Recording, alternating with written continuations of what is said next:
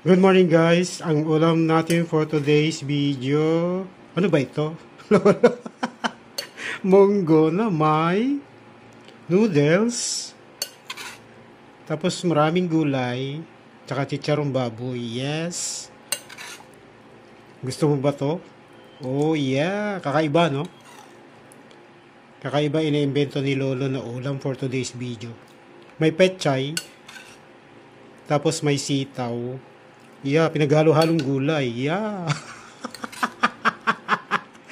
Yes. May sahog na chicken yan mga kabayan. Yes. Kakaiba. Try mo.